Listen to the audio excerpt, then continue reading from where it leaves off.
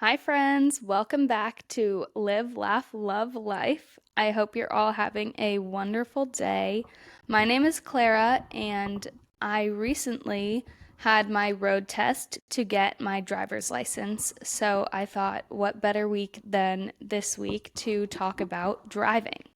So, our episode today is going to be about driving. I have a couple topics written in my notebook again, just to remind me of what we're talking about. So, I wanted to start off by telling you guys the story of my road test because it was quite eventful. And I'm not going to tell you guys if I passed or failed until the end. So, listen carefully, make up your mind, and you'll see if you're right in the end. So, I took my road test about 4 days ago, I think. I don't know. It was a Thursday. It's Sunday now.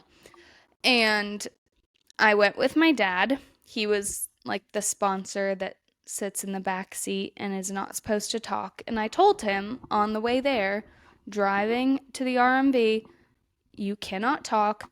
You are not going to ruin this for me. If I'm going to fail, it's going to be my fault, not yours. So zip it when you're in the back, please. And he was like, "Yeah, yeah, of course." Foreshadowing. So we get to the RMV, and I think we all know that RMVs are not the most happy and exciting place. Everyone looks either terrified, frustrated, annoyed, bored, depressed, lots of things. It's very bleak, it's very sterile. We walk in, and it's like all white. The seats are like this cream color. I'm like, this isn't a hospital. There's no reason for it to be this sterile. Like, there's no, I just, I mean, I get that it's not like supposed to be super cheery, but at the same time, people are waiting there for hours. You can't make it look a little bit nicer.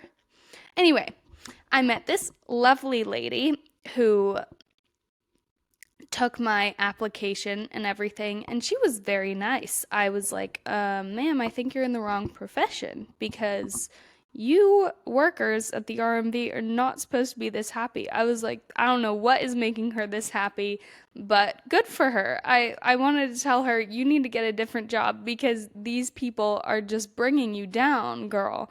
But she was so sweet. She was like, all right, Miss Clara, like you have nothing to worry about. Good luck. You're going to do great. And just remember, you have the experience to pass the test driving wise. It's just a test of like how you handle your nerves. I was like, well, great, because I have major anxiety. I do take medication for it, but in bigger moments, like a driver's test, for example, or a big exam, or, a performance of some kind, I am gonna still be feeling it.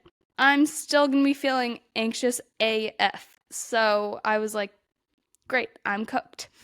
But I get in the car, they gave us like this number to put in the dashboard, and we were just hanging there waiting. So my dad and I are sitting waiting in the car for an examiner to come and do the road test with me, and we're watching the other cars going, and this one girl next to us, like parked in the spot next to us, had an examiner get in her car, do all the things.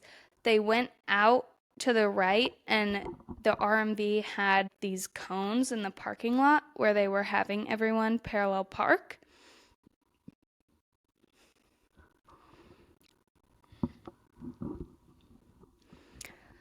So they were having everyone turn right so that they could do the parallel park first, is what I'm assuming. So all these people were turning right and then coming back like within 5 minutes and parking again. And my dad and I are looking at each other like, I don't think they're supposed to be that fast. Like, I know you can get a road test done in like 15 minutes, 10 minutes, but I don't think they're supposed to be under 5. And I was like, Dad, I think that girl failed.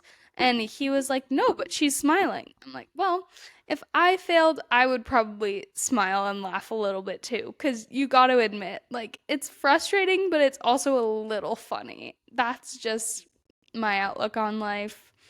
It would just be so ridiculous because you spend all this time preparing, you spend all this time doing stupid classroom stuff, stupid driver's ed lessons. I mean, it's not stupid. I get why we have to do it.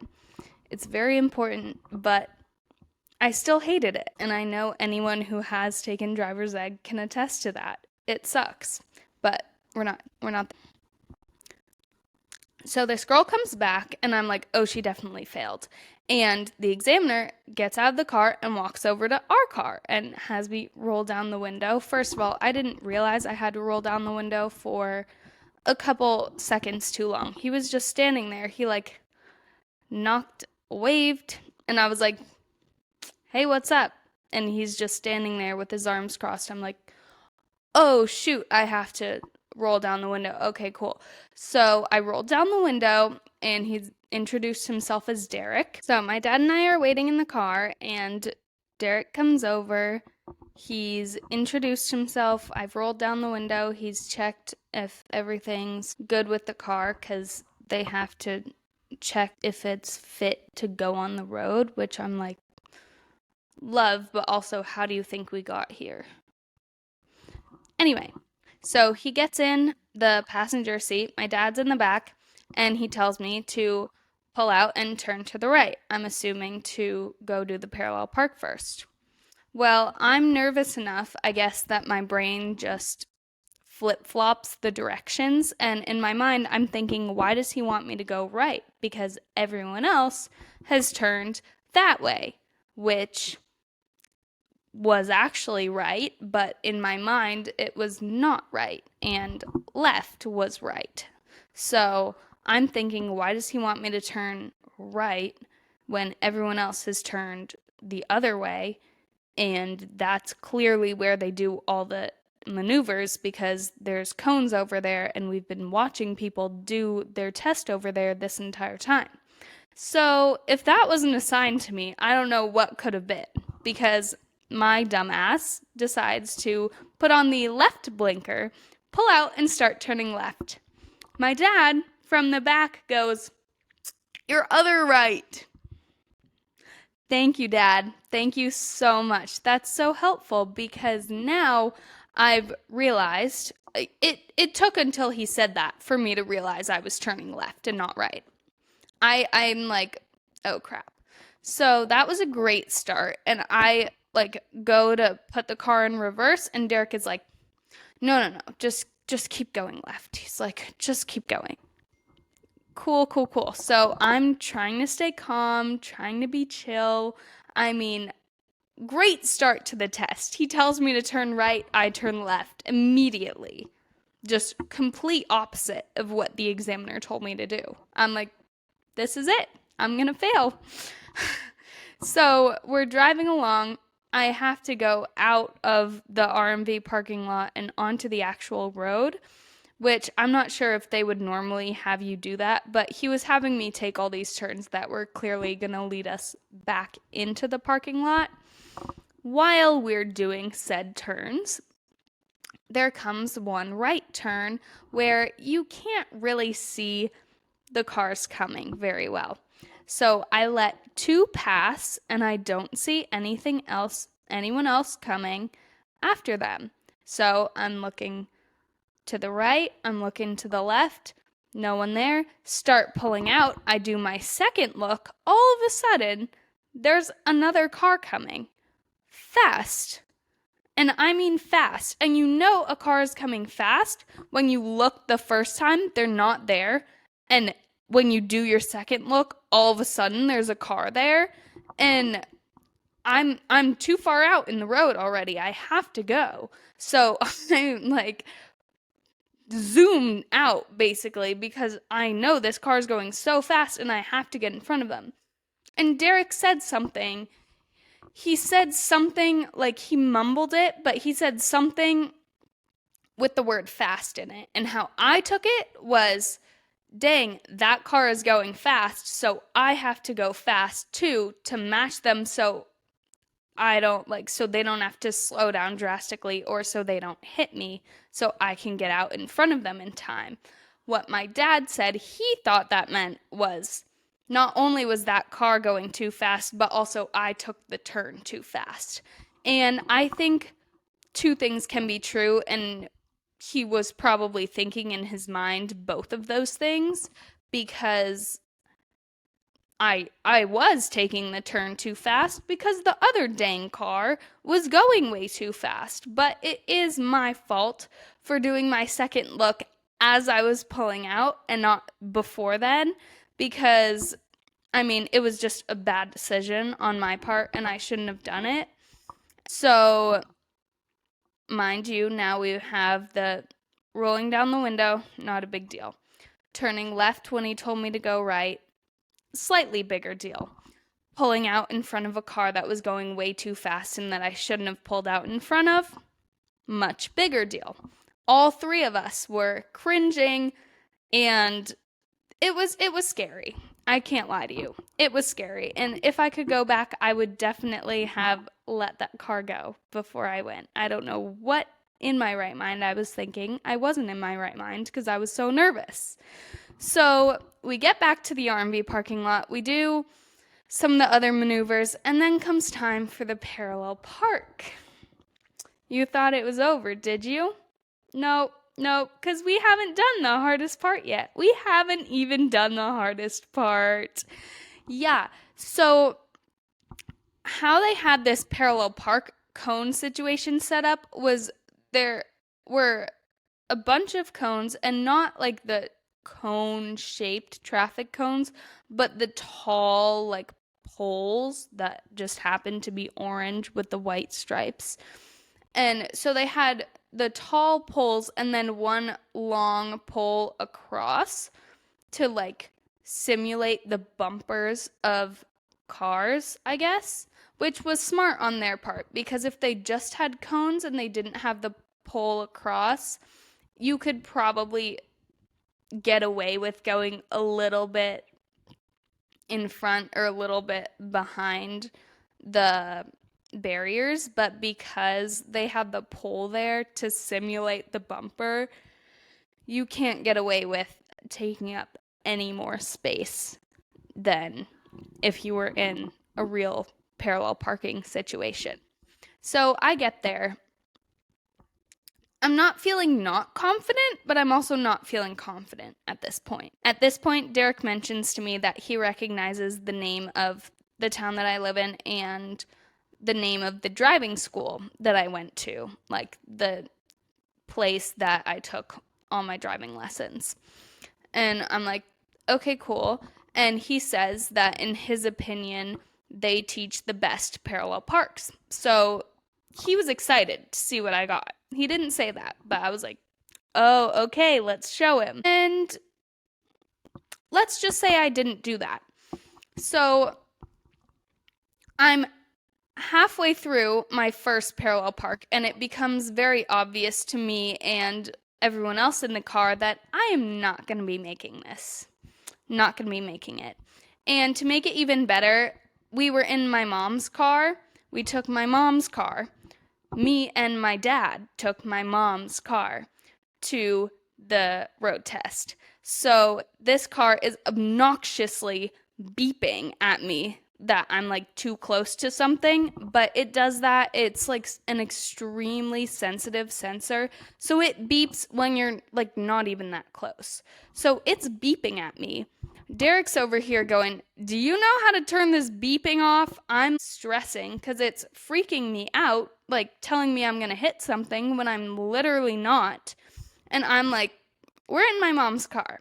My dad doesn't drive this car. He's got no idea how to turn the beeping off. Me, I'm just a girl. I've been practicing in this car for a year, but I don't know how to turn the beeping off. And Derek, he's never been in this car before. No matter how much you know about cars, he's like, I don't know how to turn the beeping off. So I'm apologizing to him. I'm like, I am so sorry. That noise is awful. Like, I'm really sorry. But he was telling me, he was like, I think the beeping is stressing you out and you actually have more space than you think you do. He's like helping me, and I believe they're not supposed to do that. So shout out Derek because he saved my butt on the parallel park. But the funny thing is, I'm not even halfway through the first one. It becomes obvious to all of us that I'm not going to make it. And Derek just goes, so, since these are cones and people aren't used to parking with the cones, we give everyone a second chance. And I haven't even finished the first one. Like, I haven't decided I'm finished. I'm still determined. I'm locked in. And so I'm like, okay. And I keep going with the first one, like trying to fix it and maneuver my way in. And he repeats himself. He goes again. He goes, so you can have a second chance. I'm like, okay, that's my cue to pull out and try again. Like, okay, we get the message, Derek. We get the hint. Thank you so much. I will try again. So I pull out and I start to try again. Nope, nope, nope. It's just not looking good for me. It's not working. And he keeps telling me to do what they taught me to do at my driving school. And he was correct in that I was not doing what they taught me because I was nervous and I was just forgetting. Everything was going out the window. I was trying my best. I was trying to stay focused. I was trying to stay calm. But it was just not there. The nerves were heightened, the adrenaline was there, the brain power was not. She's exited the chat, nowhere to be found. I'm clearly not doing the second step that I've been taught correctly, which is just pulling straight back. I was not pulling close enough to the curb. So, yeah, that was bad. And he kept telling me, just do it the way they taught you. And I continuously kept not doing it the way they taught me. So finally, he stops me in the middle of the second one. He tells me to pull out, and I'm thinking, I just failed. I'm cooked. Like, we're done. It's over. Because I'm thinking he's like giving up on me. He's telling me to pull out, and we're just going to park, and he's going to tell me I failed. I'm like, okay, great. But he tells me to pull out, and then he tells me to stop. And I'm like, okay. So I stop, and he's like, stop. And I stopped. Okay. Because you know when they're like, you don't stop immediately, like slam on your brakes, and they're always like, stop. And I'm like, oh my gosh, calm down. We're not at the speed of sound, at the speed of light over here. My movements, like I'm doing my best. I'm pressing the brake. You can take a deep breath. So Derek tells me to stop. I stop. I realize then I'm low-key at the perfect angle that I've been missing this whole time to get this parallel park right. He goes, take a deep breath. Now do it the way they taught you. Do it the way they teach you. Nailed it. Third parallel park, which they were only supposed to give me 2 chances. He gave me 3. Bless him. Seriously.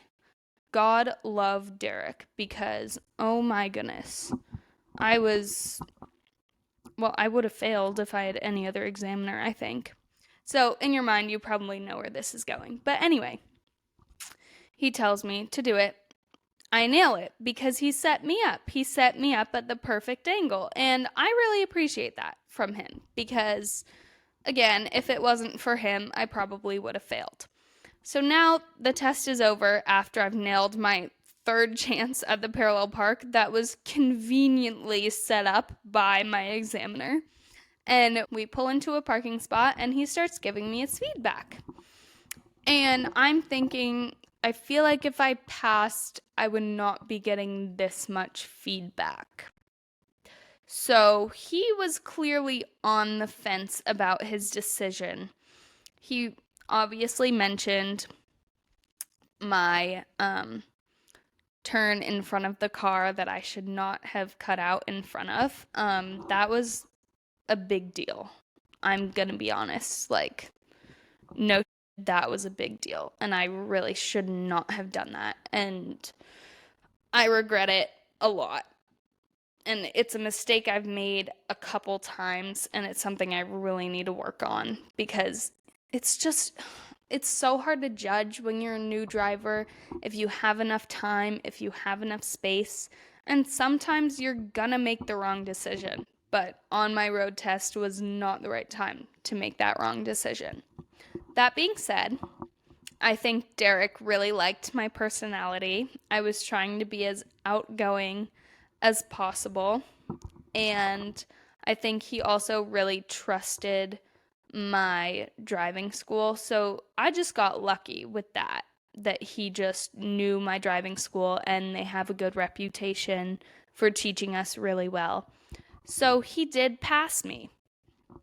But before he did that, he pulled up his little sheet of paper and was like, as you can see, I don't just hand out passes, because every single other person on his sheet from that day had a fail next to their name. And I'm just like wide-eyed. I'm looking at it. He's like, as you can see, I don't just hand out passes like candy. I'm like, okay, like I'm scared. If he's failed everyone else, there's no way that I'm going to get a pass. But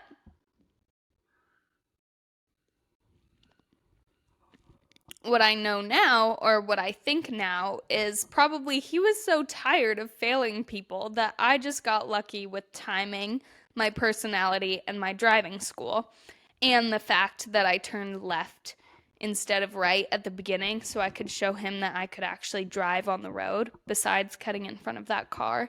I did pretty okay the rest of the time. So I think doing that and saving the parallel park for last, actually worked in my favor. So that was all just pure luck and all the circumstances, just everything aligning at once. And he looks at me, he says, I really hope I'm not making a mistake, but I'm going to pass ya. I'm like, thank you, Derek. And as he's getting out of the car, I'm like, thank you so much. I really appreciate it. I'm so sorry. Like, you have a great day, blah, blah, blah, blah. Because honestly, I didn't deserve to pass. I would say on a scale of like pass to fail, if you're saying the worst performance possible to get a pass, that's what I did.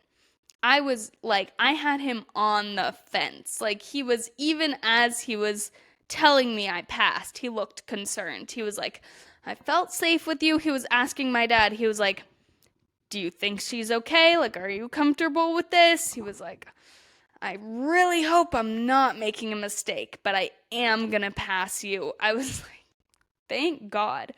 I was not the smallest bit proud of myself. I was purely relieved because it could have gone either way. So I do have my license now, and I do take driving very seriously, so none of you worry. I really hope that I won't be ever the reason for an accident. I'm gonna try my best. But yeah, it was definitely not the smoothest experience ever. I did not put on the performance of my life that my driving instructors kept telling me I should. They kept saying, like, it's just 15 minutes to do the best driving of your life. That was not the best driving of my life. Not even close. I've done much better in my almost a year of driving than I did in those 15 minutes. So yeah, I just barely passed my road test. To any of you with a road test coming up, I wish you the most luck in the world, and I hope you're as lucky as I got, but maybe not, because we don't want dangerous drivers on the road. I mean, if you're meant to pass, you're gonna pass. If you're meant to fail, that's okay. Fail the first time, get better, you try again, no big deal. I have at least one friend who failed, and she still got her license before me. So you'll survive, you'll be fine. It's just 2 weeks that you have to wait, I believe. At least in my state it is. Okay, quickly, I'll touch on driver's ed. As I said before, I hated it. 30 hours in the classroom where you're just talking about like what a stop sign means. It's quite tedious. It's quite boring. I'd say the highlight of my driver's education was probably when they showed us this video called The Last Text Message or something like that. And it was from probably like 2000s when they had flip phones. And it was just all these people being interviewed about their friend's last text to them before they got in an accident and were either seriously injured or passed away. And I was like, that's, I don't know, it was kind of crazy. I understand that that's a very important thing to be showing us teenagers, because a lot of us probably are texting and driving out there. Not me. Best believe I'm not ever doing that. And hold me accountable. If you ever, any of you, ever see me texting and driving, please slap me in the face. Say, get it together. Absolutely not. But yeah, if you're on the other side of driver's ed, that's something to be grateful for every single day. It's something I am eternally grateful for. And if you're still looking forward to it, good luck. You'll get through this, babe. I'm rooting for you because it is not fun. I don't know. My friends and I just made friendship bracelets the whole time. Like, obviously, we were paying attention, but there's only so many times that you can be like, red means stop, green means go, yellow means slow down and stop if you can, flashing yellow means caution, blah, blah, blah, blah, blah. Like, there's only so many times you can go over that before your eyes start to drift closed and you start contemplating your entire existence. My main issue with the driver's ed classroom hours was that these driving instructors, like, they're not teachers. So they don't know how to give instruction in a way that's engaging, interesting, entertaining, something that you can concentrate on. So they're just standing up there being like, the left is the brake pedal and the right is the gas. Like, it's so boring. So, sorry, my driving instructors. I know you were just doing your best. And I appreciate all the driving instructors out there because they care about our safety. And as they should. And then as far as driving lessons, also glad I'm on the other side of that because they were awful as well. I dreaded every single one. I had some mean-ish driving instructors. Not even mean, just intense. And I get it. They should be taking their job seriously because they have serious jobs. I did cry in 2 of my driving lessons while I was behind the wheel. There were just silent tears streaming down my face. The other 9, I probably cried either before or after. But the point is, they're necessary. They also suck. 2 things can be true, yet again. So, if you're looking forward to driving lessons, you haven't finished them, I'm wishing you luck and all the strength I could give you because it's not for the weak. And if you're past that, again, something to be thankful for every single day. Okay, the next thing I've written down is the other really fun story that I have, which is the only accident I've ever really been in. And this was not when I was the driver, it was years ago. I believe I was in the 5th grade, maybe 6th grade. So I was like 11, 12 years old, something like that. And what happened was my dad and I had gone on a trip to somewhere in the Mount Washington area. If you don't know where that is, it's either Vermont or New Hampshire. I believe we got in the accident in New Hampshire. Anyway, so my dad is driving. I'm in the back seat because I'm still younger. And thankfully, we're both sitting on the left side, the driver's side, in the car. And he's going down the highway. I'm reading my book. All of a sudden, out of my peripheral vision, I see this dark shape like come at the side front corner of our car by the passenger seat. And all of a sudden, the car just jerks to a stop, like immediate whiplash. The seatbelt throws me back in my seat after I'm like, the whole forces thing. Um, and my dad is obviously like, holy crap, what just happened? I ask, I'm like, what just happened? He's like, we just hit a deer. More like the deer hit us, we like to say, because this gosh darn deer runs full speed out of the woods on the side of the highway straight into the front corner, like passenger side of our car. We're like shocked, obviously, and my dad at the time he was driving a Volvo. I have no idea what the model was, but it had this thing where it like immediately shuts down. So he's barely gotten it to the shoulder, like to the side of the road, before it just completely locks down and doesn't let him push the gas or steer anymore. So we're sitting there, like teetering on the edge of like in the lane, still just barely out of the lane. It was close enough that a like big truck passed us on the road, and we felt the car like shaking and like woo, like doing one of those things. If you can't see my hand, it's like I don't know. It was like teetering back and forth. And that was our cue to get out of the car. So just our luck.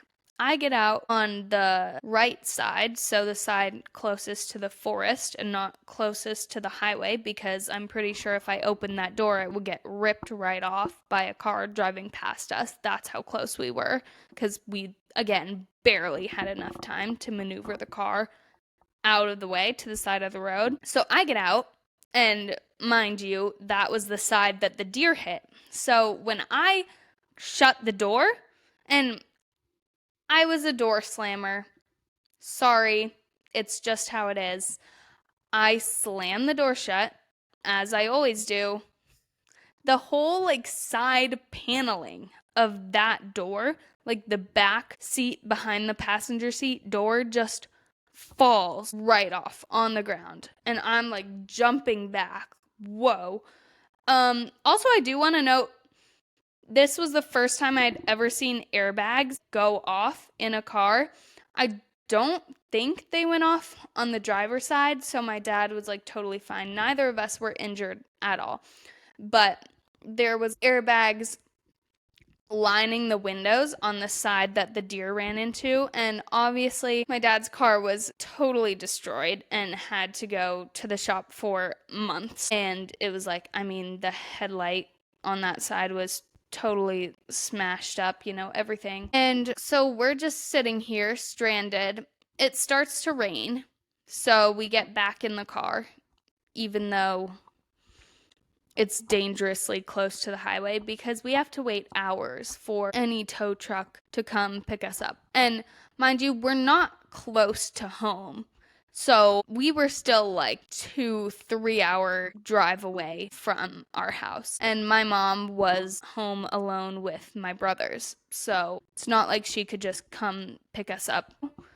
But we're waiting hours, and I have to go to the bathroom. This is important to the story because it's pouring rain, so I don't particularly want to go to the bathroom outside on the side of the highway while it's pouring rain. So my dad and I are just chilling in the car for hours.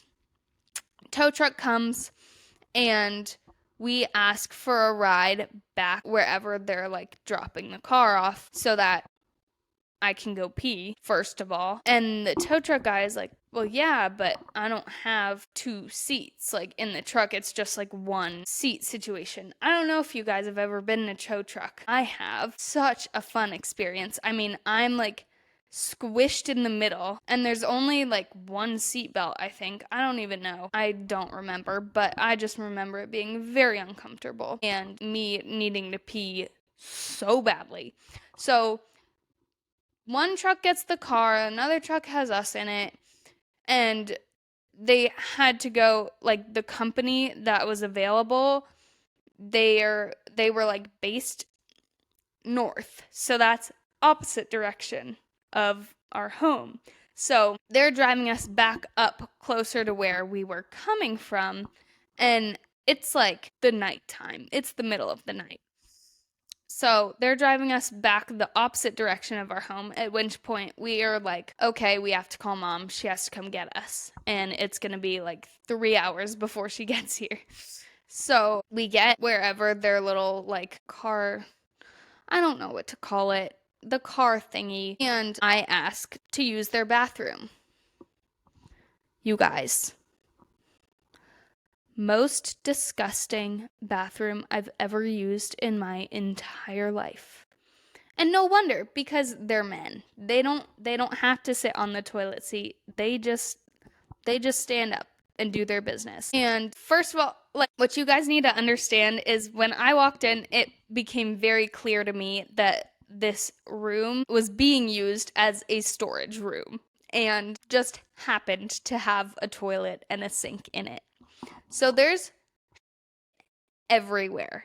Not literal poop, but like just crap, nonsense, all these mechanical parts, like oil smears, everything's just everywhere.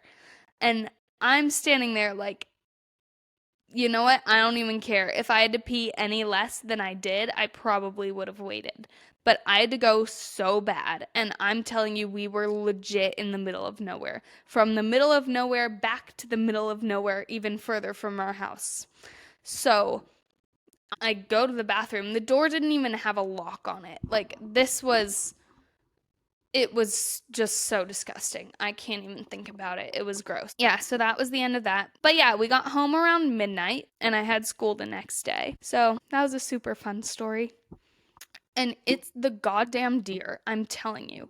Like, where I live, there are so many deer and they're so stupid. You think, like, I understand it's us and we're the ones with the killing machines driving through their land, that they were here first, etc., etc. Still, I'm thinking, cars have been around long enough. You'd think they would know by now not to run out in the middle of the road when there are cars coming, okay? Trying to cross a highway. Trying to cross a highway as a deer is crazy work. At least wait until there's like not any cars, not literally rush hour. This deer is like, okay, perfect, time to go. Like, what are you thinking? They're clearly not thinking. They're so stupid. And it just like pisses me off because now when I'm driving, I have to be looking every direction in the woods the entire time, and we have to slam on our brakes for these darn deer always crossing the street, and it just, I really don't appreciate it. And I wish there was a solution in which the deer just evolved to have better brains and realized, oh wait, maybe I shouldn't run straight in front of something that will hurt me or kill me if it hits me, and possibly hurt the passengers in the car. But there's no way they would know that. What they should know by now is that if you run out in front of a car, it's gonna hit you, and that's not gonna end well for you. I just really wish they'd get that through their heads. All right, quickly, next I'm going to touch on road rage and reckless driving because, come on, guys. You're better than that. And a lot of times I feel like those two things go hand in hand because at some point road ragers often turn into reckless drivers because they get so mad and they just need to show you that they're in the right and like, you're not gonna dominate me on the streets. Like, what is wrong with you? We're both driving killing machines. I repeat, killing machines. You can't just do whatever you want in your car. It's so crazy to me. But I also do have to say road rage is extremely hypocritical in my opinion because you can't tell me you've never done anything to inconvenience or put in danger another driver on the road, accidentally or on purpose. Most likely an accident. But I can tell you a lot of times I've made mistakes where I'm like, I really wish they could hear me so I could say I'm sorry, but they can't. And I'm sure quite a few of the times I've done something and they've just in their car like, blah, blah, blah, blah, blah. Did I hear that? Did it affect my day? No. But is it affecting yours because you're making it such a big deal when it was just a mistake?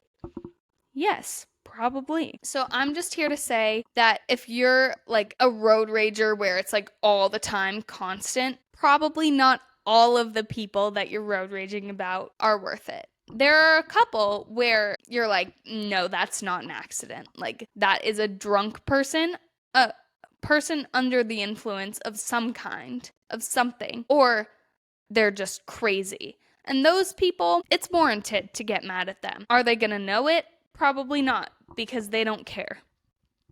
And I just really, really, really have to urge people to drive safely, because you never think that an accident's going to happen to you. You never think like the worst possible thing you could imagine would happen to you or people you know, but it can.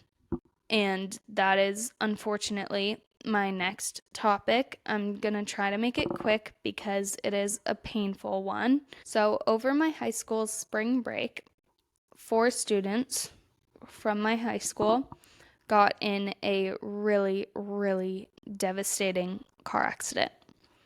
2 of them passed away at the scene. One of them passed away a little bit later, and the 4th one was injured and in critical condition for quite a bit of time, but she is now recovering, still recovering, going to survive all of that. She was able to get up on the stage at graduation, which was a really powerful moment that did make me cry. But besides that, I just wanted to share that piece of information. I'm not gonna continue to talk about it anymore. I mean, all of them were great human beings who did not deserve what happened to them, and whoever's, fault the accident might have been doesn't matter. The point is, there were lives lost, there were lives put in incredible danger, and it was really a wake-up call to the teenagers I know in my community that we need to take driving seriously, and we need to take driving safety seriously, because things can and do happen. And those statistics about car accidents and how many there are and how many lives they take each year, they're not made up. It's real. And unfortunately, the community that I live in had to experience that and come face to face with it this past spring. If you are curious about the details of the accident for your own, educational purposes, the media did cover it a bit, so you could find articles about it online. It occurred in the Florida Panhandle, but I'm not going to discuss any of the details here because I don't think it's my place. I do want to say that I think about all 3 of the people who are no longer here on this earth with us. I just wanted to share that as a reminder to everybody that you never think it's going to be you. You never think it's going to be your friends. You never think it's going to be someone you know until it is. So please, please, please drive safely. Please, please, please don't drive distracted. Put your phone down. My goodness, put your phone down. Oh my gosh. That is my last small section. Distracted driving is 100% an epidemic. I will be on the road with, my parents, someone else driving, and I look over, and how if you're looking, you can often see into people's windows and see what's up in other cars. I'll look at the drivers occasionally, heads down, on their phones, phone in hand. I'm like, what are you doing? No amount of statistics, stories, anything is gonna make you people put your goddamn phones down. And the people I'm talking about, it's not even just young drivers. I've seen old women with like gray hair doing this. So it is a real problem, and it needs to stop. And I mean, I'm hoping and assuming that none of my listeners are people who drive on their phones, but if you are, I'd just really like to encourage you to stop doing that. If you drive distracted, it's something to be ashamed of, and you don't need to do it, and you shouldn't be doing it. And I really hope I never become a distracted driver, because if I do, yet again, I need people to hold me accountable. Slap me in the face. If you see me on my phone in my car while I'm driving, call me out. Do it, please, because that's what needs to happen. It's not okay.